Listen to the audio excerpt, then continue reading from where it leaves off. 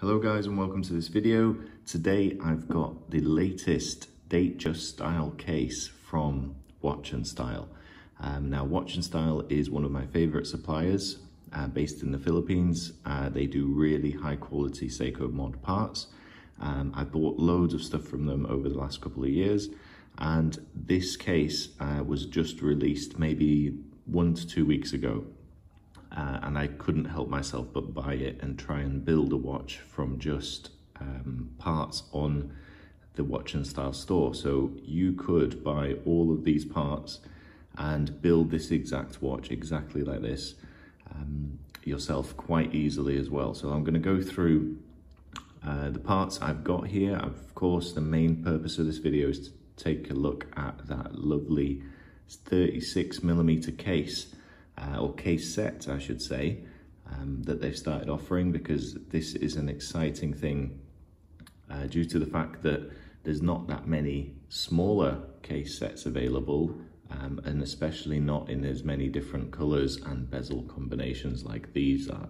So let's have a look at this watch first, and then we will discuss the other parts I've used in this build. So firstly, to get it out of the way, let's have a look at the key measurements here. Now, it is a smaller case. Let's have a look at exactly how small that is. I'm going to try and get this across the widest point, and you can see it's around 36 exactly. Yes, so as stated, 36 across. The lug to lug, including those end links on the supplied bracelet, as it does come with the bracelet. Let's have a look at that. That will be to the widest edge there, about 47, so quite long actually for a smaller watch. The strap size is 20, I already know that one, and the thickness to the middle of the crystal is around 13.6. So overall the dimensions are quite small. To give you an example, here is an SKX 007 mod, and I'm holding them exactly at the same kind of point away from the camera. Noticeably smaller, but perhaps not as small as you might have thought for a 36. It definitely doesn't look too small. Of course, for me, this one is too small. I've got very large wrists, but this would suit people with smaller wrists and ladies as well. And there are some nice color choices in the cases. I know my partner Jenny wants to get a rose gold one of these. So, and it's actually surprisingly the first watch that I've ever sort of made that fits her if we remove all of the links. So if you remove all of the links, you only end up with maybe 3 or 4 on the top and the bottom, and it can fit a really small wrist. So perfect for a ladies watch build as well, I think. So that's the sizes over and done with. We get the fact that it's small, so what's special about it? Well, for the price, which is approximately, I'm gonna say like $150 or so, you get this case. It has an unsigned plain crown. It's a screw down crown. So we unfasten it here, pops out. You can wind the watch and return the crown back in. So that's quite nice to have a screw down crown at that kind of price. We get a fluted bezel pre-installed into that case, and we get a double dome sapphire crystal. And this one does have a little bit of blue AR. It's not overpowering, but it is definitely there. And that's not just the dial reflecting. So you get the crystal, the bezel, the case, the crown. There is no need for a chaptering in this case, because this chaptering actually fits most dials very, very nicely. You will want to go for a smaller dial layout design though.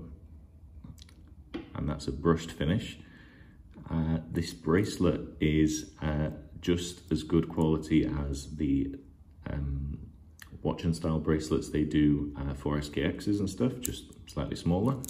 I imagine they might have had to redesign the lugs. I was really hoping this was just an SKX 013 bracelet, which meant that you could get the Jubilee as well.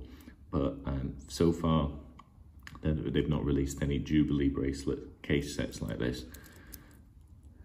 Now, on the back, here's a change. This is one of my sort of mods, is I put a Exhibition Seiko case back on there. The standard case back you get, which you do get included, is a slim polished steel one. So just plain and simple metal case back. I always like to see the movement inside, so of course I just took this case back off another Seiko watch.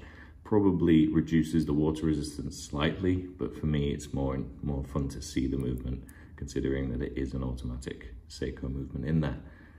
So the case set I was really impressed with, actually. The feel of it is great, and for the money I think this is an awesome proposition, especially if you are sort of starting out modding. I would definitely pick up one of these cases, get a random Seiko SNK model or something like that to get the dial and movement from it, and just drop it in. If you can find one at 3 o'clock already, that's even better. And that would actually make a really nice quality watch in this sort of Datejust style. Now, I could have used more Rolex Datejust hands. I could have tried for a different dial with markers, but I wanted to just stick to parts from Watch&Style. They haven't sponsored this video in any way. I just want to support the guys there with what they're doing. So, because they've helped me out so much over the years, I wanted to just build a watch entirely from parts from there. Now, this dial is Watch&Style's Blue Sunburst Arabic dial. This is one of their newer releases as well. No logos, just the automatic text. You can get a Seiko sticker logo to go on there, but I don't like to do that because that isn't an original Seiko dial.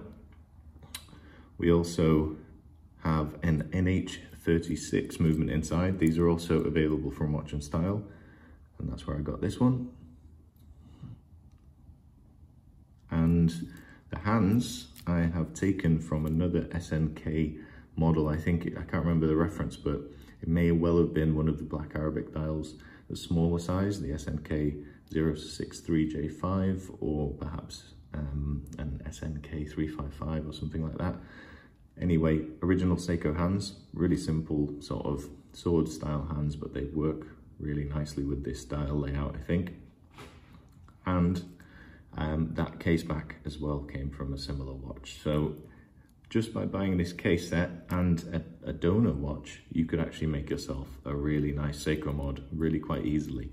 And it's something I'm thinking of offering as a package almost to people that might be interested. So if you're interested in being able, even if you've never touched a watch before in terms of making it or fixing it or anything, if you want to learn, let me know in the comments, and I might look at making some sort of package where you would get the case, the tools, and the donor watch, and you could put it together yourself following a video like this. So that's my little thought for the new year, perhaps a new project. Overall, really, really happy with this case. I think it looks expensive compared to the other stuff they sell on the site, but you're getting a bracelet, a crystal, a case, a good quality case, good quality screw down crown. I mean, the crowns alone can be $30. And this whole thing is, I think 150 or so.